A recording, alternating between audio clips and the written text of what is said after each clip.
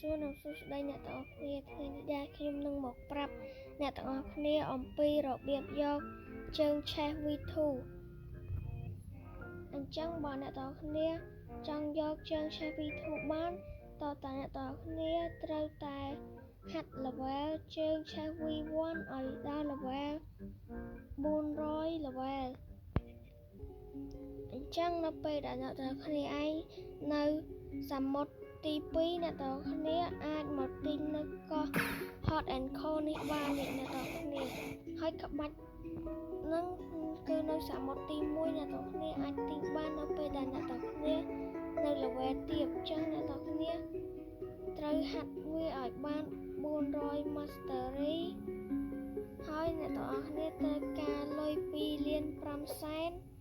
និងលុយពណ៌ស្វាយ 5000 អញ្ចឹងអ្នកទាំងអស់គ្នាពេលដែលអ្នកទាំងអស់គ្នាគ្រប់ហើយអ្នកទាំងអស់គ្នាអាចទិញបានហើយអញ្ចឹងកន្លែងទិញវានោះគឺនៅកោះតកអញ្ចឹងនៅពេលដែលអ្នកទាំងអស់គ្នាមកដល់កោះប្រាសាទតកនេះហើយអ្នកទាំងអស់គ្នាគ្រាន់តែឡើងលើនេះមកបើសិនជាអ្នកទាំងអស់គ្នានៅហ្វាមកន្លែងហ្នឹងហើយអ្នកទាំងអស់គ្នាល្បែស្មើមេហ្នឹងអ្នកទាំងអស់គ្នាអាចដាក់ quest វាយមេនឹងបានវាមានភាគរយច្រើននឹងបានសោអញ្ចឹងនៅពេលដែលអ្នកទាំងអស់គ្នាមកដល់កោះហ្នឹងហើយអ្នកទាំងអស់គ្នាគ្រាន់តែហក់ឡើងលើនេះមកហើយអ្នកទាំងចូលក្នុងប្រាសាទអ្នកទាំងអស់គ្នានឹងឃើញមេតកកនេះហើយអញ្ចឹងមេតកកនេះនៅពេលដែលអ្នកទាំងអស់គ្នាវាយវាងាប់អ្នកទាំងអស់គ្នានឹងមានភាគរយបានសោពីរប្រភេទសោទី1សោពណ៌សអ្នកទាំងគ្នាពេលបានសោពណ៌សអ្នកទាំងគ្នាចូលកន្លែងគៀននេះមកហើយនឹងមានហឹបមួយអ្នកទាំងគ្នាគ្រាន់តែដើរទៅចិត្តហឹបហ្នឹងអ្នកទាំងគ្នានឹងបានដាវរ៉ាងកូខូអ្នកទាំងគ្នានឹងបានដាវមួយនេះហើយនៅពេលដែលអ្នកទាំងគ្នាបានសោពណ៌ខៀវនេះអ្នកទាំងគ្នាគ្រាន់តែកាន់វាហើយអ្នកទាំងគ្នាចាស់ដើរចូលក្នុងនេះមកអ្នកទាំងគ្នាអាចរៀនពី NPC នេះបានអញ្ចឹង NPC នេះនឹងឲ្យក្បាច់ជើង V2 នេះមកយើងអញ្ចឹងបើអ្នកទាំងគ្នាអាចចង់ទិញបានតើតើអ្នកទាំងគ្នាត្រូវតែចាក់សោហើយអ្នកទាំងគ្នាត្រូវការលុយ2លាន5សែននិងលុយពណ៌ស្វាយ 5000 អញ្ចឹងថាខ្ញុំអាចទិញបានហើយអញ្ចឹងខ្ញុំចុចមកអញ្ចឹងនេះជើងនេះគឺ level Maskia គឺ100អញ្ចឹងអ្នកទាំងគ្នាគ្រាន់តែ farm វាឲ្យគ្រប់ skill មកគឺហើយអញ្ចឹងជើងនេះគឺ skill ទី1វានោះគឺអ្នកទាំងគ្នាគ្រាន់តែចុចជាប់ហើយអ្នកទាំងគ្នារលែងអ្នកទាំងគ្នានឹងហត់ទាត់គេមួយជើងskill នោះអ្នកទាំងគ្នាមិនចាំទាត់ក៏បានដែរអ្នកទាំងគ្នាហើយចំណែកឲ្យ skill នេះដែរអ្នកទាំងគ្នាបាញ់ខ្យល់ទៅគេបន្ទាប់មកគេនឹងបើហើយ skill ទី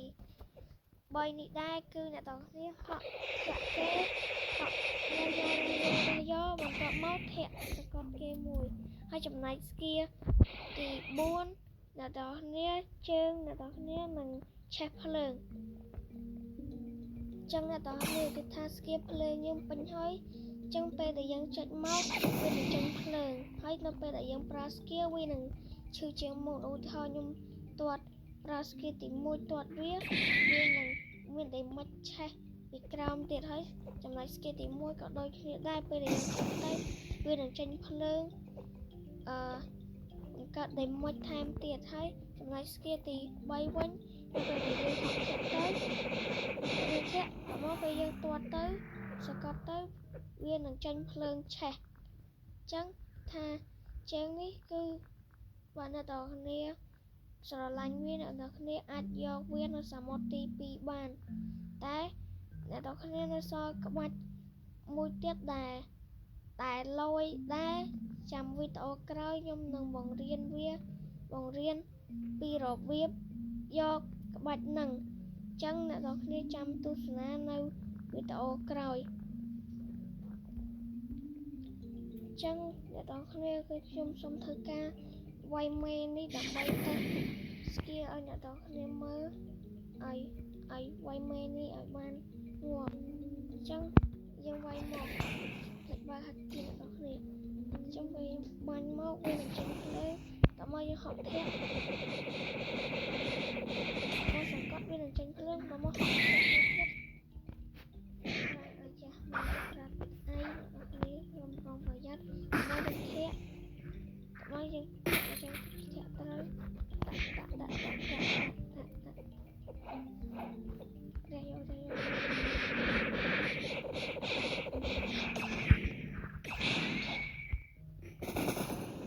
ចង់មេនេះអ្នកនរគ្នាថាមេនេះ